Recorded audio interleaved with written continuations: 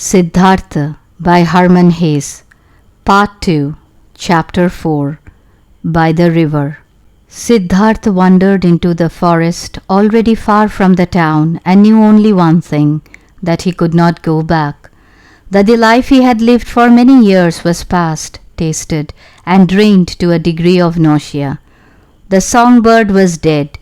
Its death, which he had dreamt about, was the bird in his own heart.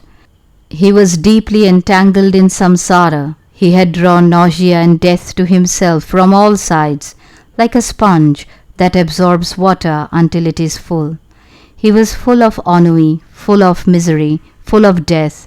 There was nothing left in the world that could attract him, that could give him pleasure and solace. He wished passionately for oblivion, to be at rest, to be dead. If only a flash of lightning would strike him, if only a tiger would come and eat him, if there were only some wine, some poison that would give him oblivion, that would make him forget, that would make him sleep and never awaken. Was there any kind of filth with which he had not besmirched himself, any sin and folly which he had not committed, any stain upon his soul for which he alone had not been responsible? Was it then still possible to live? Was it possible to take in breath again and again, to breathe out, to feel hunger, to eat again, to sleep again, to lie with women again? Was this cycle not exhausted and finished for him? Siddhartha reached the long river in the wood, the same river across which a ferryman had once taken him when he was still a young man and had come from Gautama's town. He stopped at this river and stood hesitatingly on the bank. Fatigue and hunger had weakened him. Why should he go any farther? Where and for what purpose? There was no more purpose. There was nothing more than a deep, painful longing to shake off this whole confused dream, to spit out this stale wine, to make an end of this bitter, painful life. There was a tree on the river bank, a coconut tree. Siddhartha leaned against it, placed his arm round the trunk and looked down into the green water which flowed beneath him. He looked down and was completely filled with a desire to let himself go and be submerged in the water. A chilly emptiness in the water reflected the terrible emptiness in his soul. Yes, he was at the end. There was nothing more for him but to efface himself, to destroy the unsuccessful structure of his life, to throw it away, mocked at by the gods. That was the deed which he longed to commit, to destroy the form which he hated. Might the fishes devour him, this dog of a Siddhartha, this madman, this corrupted and rotting body, this sluggish and misused soul. Might the fishes and crocodiles devour him, might the demons tear him to little pieces. With a distorted countenance he stared into the water. He saw his face reflected and spat at it. He took his arm away from the tree trunk and turned a little, so that he could fall headlong and finally go under. He bent with closed eyes towards death. Then from a remote part of his soul, from the past of his tired life, he heard a sound. It was one word, one syllable, which without thinking he spoke indistinctly, the ancient beginning and ending of all Brahmin prayers, the holy Om, which had the meaning of the perfect one or perfection. At that moment when the sound of Om reached Siddhartha's ears, his slumbering soul suddenly awakened and he recognized the folly of his action. Siddhartha was deeply horrified. So that was what he had come to. He was so lost, so confused, so devoid of all reason that he had sought death. This wish, this childish wish, had grown so strong within him to find peace by destroying his body. All the torment of those recent times, all the disillusionment, all the despair had not affected him so much as it did the moment the Om reached his consciousness and he recognized his wretchedness and his crime.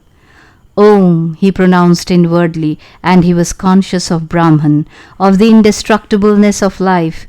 He remembered all that he had forgotten, all that was divine. But it was only for a moment, a flash. Siddhartha sank down at the foot of the coconut tree, overcome by fatigue. Murmuring Om, he laid his head on the tree roots and sank into a deep sleep. His sleep was deep and dreamless. He had not slept like that for a long time. When he awakened after many hours, it seemed to him as if 10 years had passed. He heard the soft rippling of the water. He did not know where he was, nor what had brought him there. He looked up and was surprised to see the trees and the sky above him. He remembered where he was and how he came to be there. He felt a desire to remain there for a long time. The past now seemed to him to be covered by a veil, extremely remote, very unimportant. He only knew that his previous life, at the first moment of his return to consciousness, his previous life seemed to him like a remote incarnation, like an earlier birth of his present self, was finished, that it was so full of nausea and wretchedness that he had wanted to destroy it, but he had come to himself by a river, under a coconut tree with the holy word Om on his lips. Then he had fallen asleep, and on awakening he looked at the world like a new man. Softly he said the word Om to himself, over which he had fallen asleep, and it seemed to him as if his whole sleep had been a long deep pronouncing of Om, thinking of Om, an immersion and penetration into Om, into the nameless, into the divine. What a wonderful sleep it had been! Never had a sleep so refreshed him, so renewed him, so rejuvenated him. Perhaps he had really died. Perhaps he had been drowned and was reborn in another form. No, he recognized himself. He recognized his hands and feet, the place where he lay, and the self in his breast. Siddhartha, self-willed, individualistic. But this Siddhartha was somewhat changed, renewed. He had slept wonderfully. He was remarkably awake, happy and curious. Siddhartha raised himself and saw a monk in a yellow gown with shaved head, sitting opposite him in the attitude of a thinker. He looked at the man who had neither hair on his head nor a beard, and he had not looked at him long when he recognized in this monk Govinda, the friend of his youth. Govinda, who had taken refuge in the illustrious Buddha. Govinda had also aged, but he still showed the old characteristics in his face: eagerness, loyalty, curiosity, anxiety. But when Govinda, feeling his glance, raised his eyes and looked at him, Siddhartha saw that Govinda did not recognize him. Govinda was pleased to find him awake. Apparently he had sat there a long time waiting for him to awaken, although he did not know him. "I was sleeping," said Siddhartha. "How did you come here?" "You were sleeping," answered Govinda, "and it is not good to sleep in such places where there are often snakes and animals from the forest prowling about. I am one of the followers of the illustrious Gautama, the Buddha of Sakyamuni, and I am on a pilgrimage with a number of our order. I saw you lying asleep in a dangerous place, so I tried to awaken you, and then as I saw you were sleeping very deeply, I remained behind my brothers and sat by you. Then it seems that I, who wanted to watch over you, fell asleep myself. Weariness overcame me, and I kept my watch badly. But now you are awake, so I must go and overtake my brothers. I thank you, Shamana, for guarding my sleep. The followers of the illustrious one are very kind, but now you may go on your way." "I am going. May you keep well." "I thank you, Shamana." Govinda bowed and said goodbye. "Goodbye, Govinda," said Siddhartha. The monk stood still. "Excuse me, sir, how do you know my name?" Thereupon Siddhartha laughed. "I know you, Govinda, from your father's house, and from the Brahmin school, and from the sacrifices, and from our sojourn with the Shamanas, and from that hour in the grove of Jetavana, when you swore allegiance to the illustrious one." "You are Siddhartha," cried Govinda aloud. "Now I recognize you, and do not understand why I did not recognize you immediately. Greetings, Siddhartha. It gives me great pleasure to see you again." "I am also pleased to see you again. You have watched over me during my sleep. I thank you once again, although I needed no guard. Where are you going, my friend?" "I am not going anywhere. We monks are always on the way, except during the rainy season. We always move from place to place, live according to the rule, preach the gospel, collect alms, and then move on. It is always the same. But where are you going, Siddhartha?"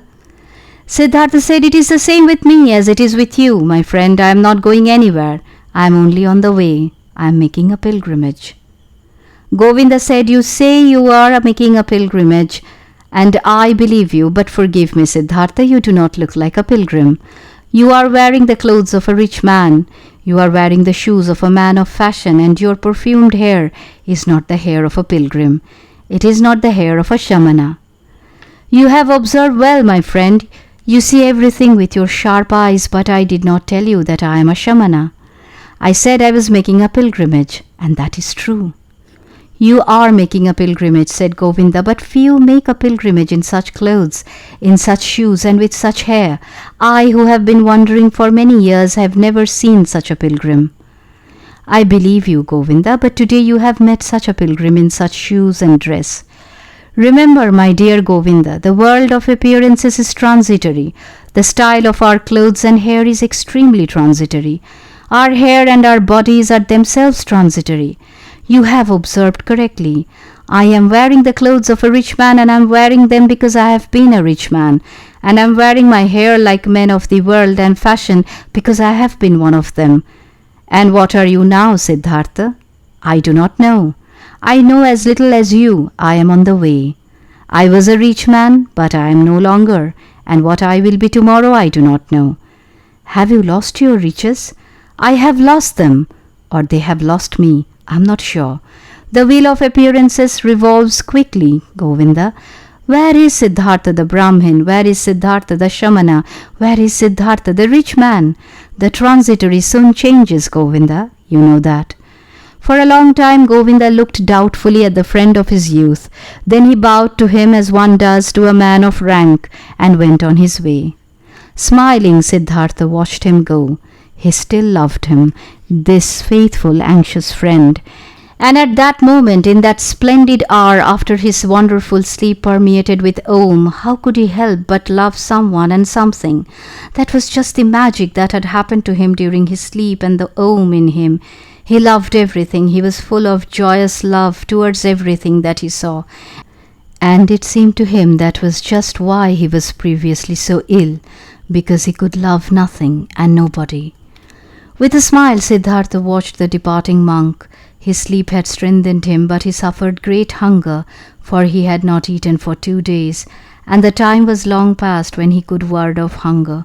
Troubled yet also with laughter, he recalled that time. He remembered that at that time he had boasted of 3 things to Kamala, 3 noble and invincible arts: fasting, waiting, and thinking. These were his possessions, his power and strength, his farm stuff. He had learned these 3 arts and nothing else during the diligent, assiduous years of his youth. Now he had lost them. He possessed none of them any more, neither fasting, nor waiting, nor thinking. He had exchanged them for the most wretched things, for the transitory, for the pleasures of the senses, for high living and riches. He had gone along a strange path, and now it seemed that he had indeed become an ordinary person. Siddhartha reflected on his state. He found it difficult to think.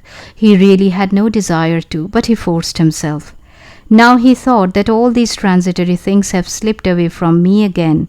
I stand once more beneath the sun as I once stood as a small child. Nothing is mine. I know nothing. I possess nothing. I have learned nothing. How strange it is, now when I am no longer young, when my hair is fast growing grey, when strength begins to diminish, now I am beginning again like a child. He had to smile again. Yes, his destiny was strange. He was going backwards, and now he again stood empty and naked and ignorant in the world. But he did not grieve about it. No, he even felt a great desire to laugh at himself, to laugh at this strange, foolish world. "Things are going backwards with you," he said to himself, and laughed, and as he said it, his glance lighted on the river, and he saw the river also flowing continually backwards, singing merrily. That pleased him immensely. He smiled cheerfully at the river. Was this not the river in which he had once wished to drown himself, hundreds of years ago, or had he dreamt it? How strange his life had been, he thought. He had wandered along strange paths. As a boy, I was occupied with the gods and sacrifices. As a youth, with asceticism, with thinking and meditation. I was in search of Brahman and revered the eternal in Atman. As a young man, I was attracted to expiation. I lived in the woods, suffered heat and cold. I learned to fast. I learned to conquer my body. I then discovered with wonder the teachings of the great Buddha. I felt knowledge and the unity of the world circulate in me like my own blood. But I also felt compelled to leave the Buddha and the great knowledge.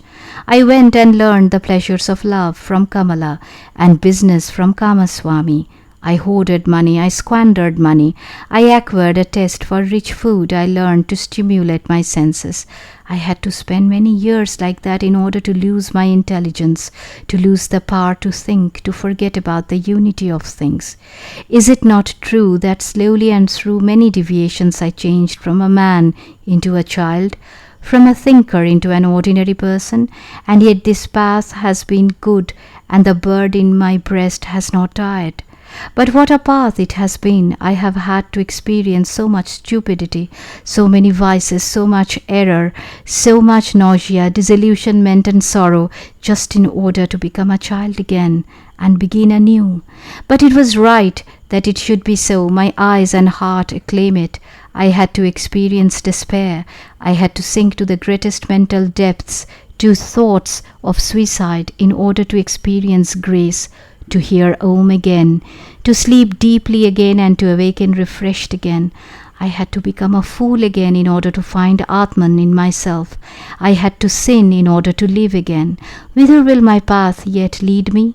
This path is stupid. It goes in spirals, perhaps in circles, but whichever way it goes, I will follow it. He was aware of a great happiness mounting within him. Where does it come from? He asked himself. What is the reason for this feeling of happiness? Does it arise from my good long sleep, which has done me so much good, or from the word Om which I pronounced, or because I have run away, because my flight is accomplished, because I am at last free again and stand like a child beneath the sky? Ah, how good this flight has been, the liberation. In the place from which I escaped there was always an atmosphere of pomade, spice, excess and inertia. How I hated that world of riches, carousing and playing. How I hated myself for remaining so long in that horrible world. How I hated myself, thwarted, poisoned and tortured myself, made myself old and ugly. Never again, as I once fondly imagined, will I consider that Siddhartha is clever. But one thing I have done well, which pleases me, which I must praise. I have now put an end to that self-detestation, to that foolish, empty life. I commend you, Siddhartha, that after so many years of folly, you have again had a good idea, that you have accomplished something, that you have again heard the bird in your breast sing and followed it. So he praised himself, was pleased with himself, and listened curiously to his stomach, which rumbled from hunger. He felt he had thoroughly tasted and ejected a portion of sorrow, a portion of misery during those past times, that he had consumed them up to a point of despair and death. But all was well. He could have remained much longer with Kamaswami, made and squandered money, fed his body and neglected his soul. He could have dwelt for a long time yet in that soft, well-upholstered hell. If this had not happened, this moment of complete hopelessness and despair, and the tense moment which he had bent over the flowing water, ready to commit suicide. This despair, this extreme nausea which he had experienced had not overpowered him.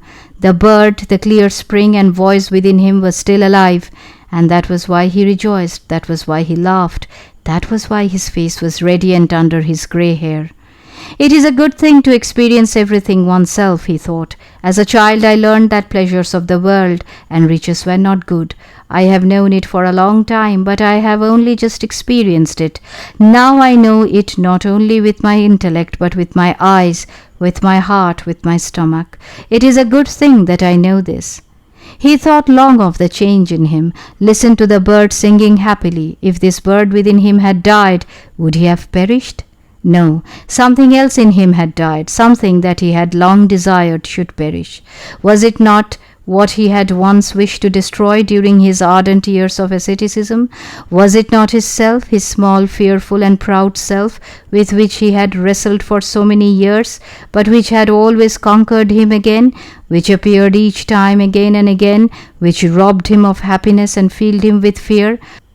Was it not this which had finally died upon in the wood by this delightful river? Was it not because of its death that he was now like a child, so full of trust and happiness without fear?